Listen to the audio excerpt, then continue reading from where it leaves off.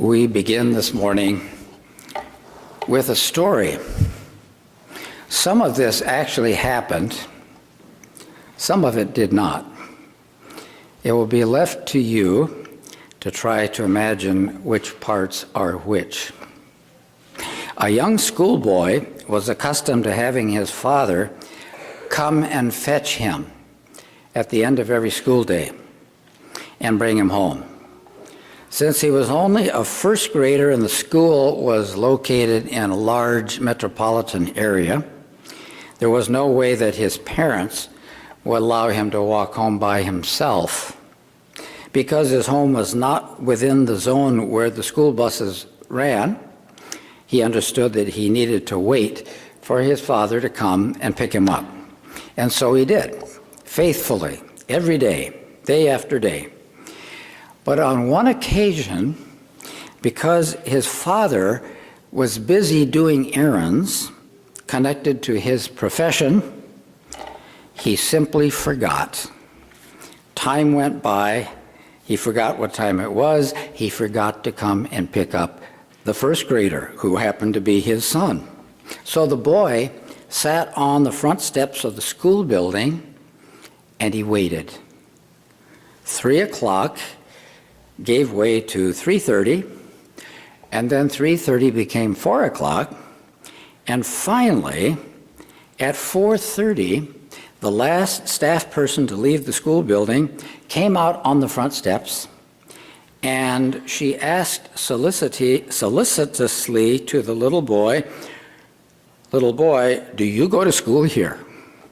He answered transparently, "Yes, I go here every day." Well, the employee said, "Whose little boy are you? Who do you belong to? And why are you sitting here all alone?" Well, the child cheerfully replied, "My daddy's coming to pick me up." "Well," she said, "is he late?" The little boy said, "I don't know.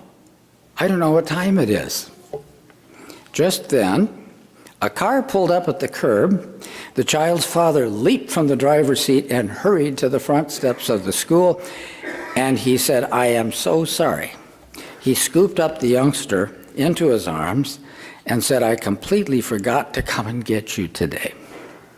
The staff person looked uncertainly at the boy, whose expression made it clear this was indeed his parent. Then she looked at his father, flashed a glance of disapproval, and quickly took her leave. The boy's father said to the child, "Didn't you worry when I didn't come right away?" "Oh, no," the youngster replied. "You said you would come. I knew you would. And now, here you are." His father felt a lump in his throat and tears welling up in his eyes. He carried his son to the car and deposited him safely on the passenger seat for the journey home. I'll drop in a little clue as to what year this may have happened. There weren't any seat belts yet in those days.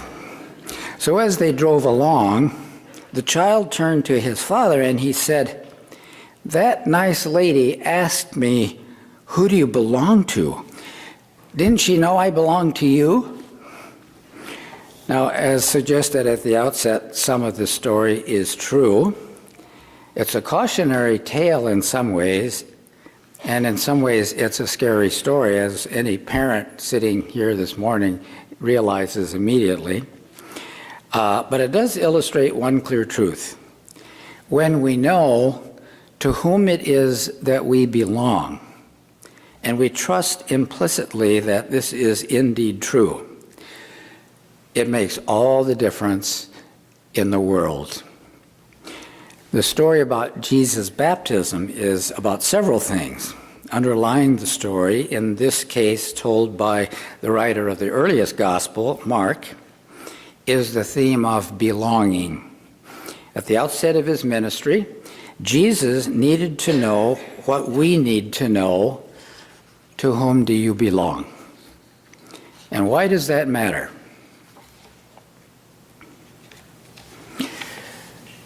When we know whose we are able to discern who we are. Maybe I should say that again. When we know whose we are, we can discern who we are. This is the meaning of Christian baptism. This practice is at least as old as the Jordan River ministry of John the Baptizer. Over the centuries, it has had a sometimes tortured history in the faith community. Christians have fought over the way you are supposed to administer this sacrament, whether or not it should be considered a sacrament of the church. Some believers have even found ways to celebrate it without even using water, which sounds a little amazing. I remember, as I think back on this, it seems a little ridiculous. As a college boy at Wartburg in the 1960s, we had a discussion in religion class one day in which one of my classmates, I think, was trying to get the professor off topic, and that was one of the things that students liked to do, at least in those days. So he asked the professor, if I and a buddy were in the middle of the Sahara Desert and one of us knew that the other one was about to die, could I baptize him with sand? And the professor said to him, if you're all that concerned about being right with God and you're in the middle of the desert with no water, I don't think that's going to be a major issue. I never forgot that comment, but it was his way of saying, maybe water doesn't matter. Well, it mattered in the story because the water was there and it was useful, and water does have a meaning. And it means two things at least. One is that it can cleanse, and the other thing, remember Noah's Ark. Thanks for coming up, Noah, wherever you are. In the Noah story, the water actually saves and rescues and lifts us up. Interesting symbolism. Well, there is one thing that's constant among all Christians when it comes to talking about baptism. To be baptized in the Christian community means to open oneself to the claim and the promise of a gracious God. It is to say, I know to whom I belong. I want that claim to shape who I am and who I become. Now, Lutherans baptize infants. That's why when infants become a little older, we remind them of their baptism. And I trust that families who have young children are remembering what the baptismal date was. And if you can't remember, don't tell your child, just make one up. Just pick a date. So you can celebrate baptism once a year with your children. And if you had a baptismal candle, get it out and put it in a stand and light it and talk about the fact that you're baptized, which means now you know who you belong to. And so we say that about ourselves. I know to whom I belong. I want this claim to shape who I am and who I become. So we say it for the infant, and the infant gets to say it for himself later on. Confirmation is a good time to say it. Don't have to wait that long, though. So we pour the water, or we immerse the candidate in this sacred rite of initiation. There was an open house in Waverly last fall for an event at First Baptist Church. First Baptist Church in Waverly is a very old congregation, older than all the Lutheran churches. In Waverly, that's pretty old. So some of us who had never been into First Baptist Church went over for the event. It was in the basement.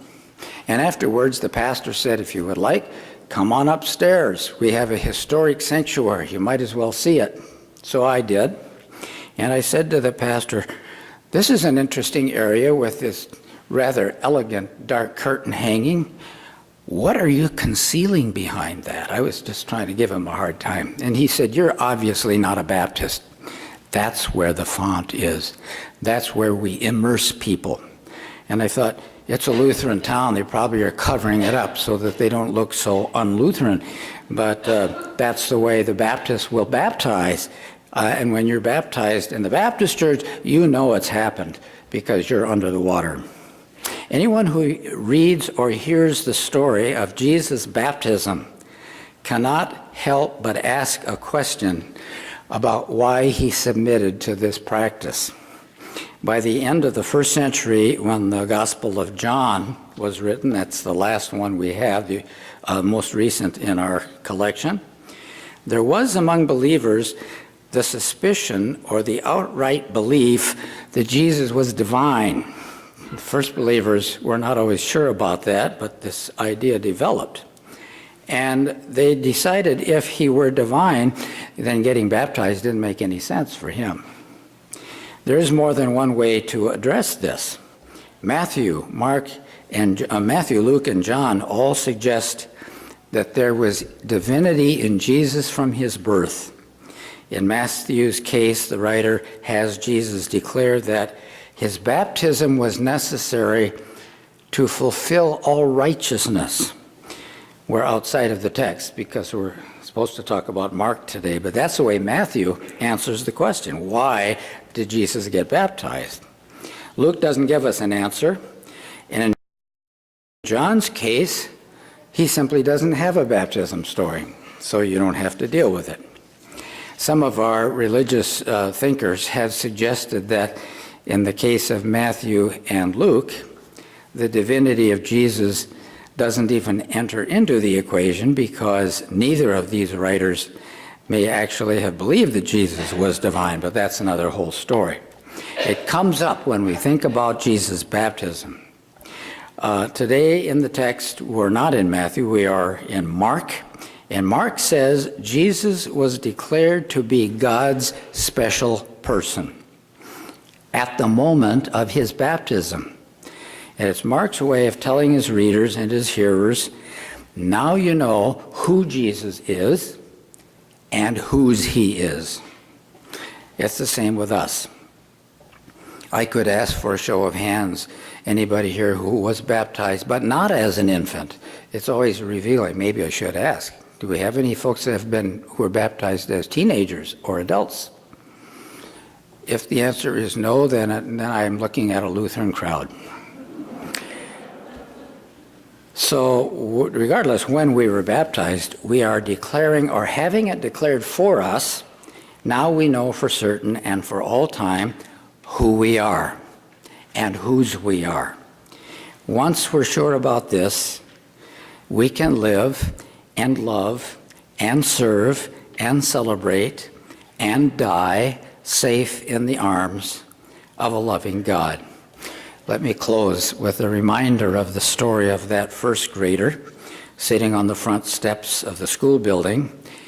He was waiting without a doubt or a fear in his mind for the arrival of one who cared for him and who was not going to abandon him. He was able to do this because he knew who he was, and he knew that because he knew with utter certainty whose he was. As believers, loved and embraced by a gracious God, we can know that too. And a reminder, as you come to communion this morning, you can reaffirm that promise for yourself. The water is in the font. Try not to be shy. Take some.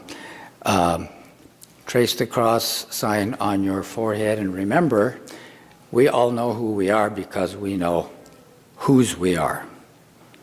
Thanks be to God. I invite you to sing the hymn of the day.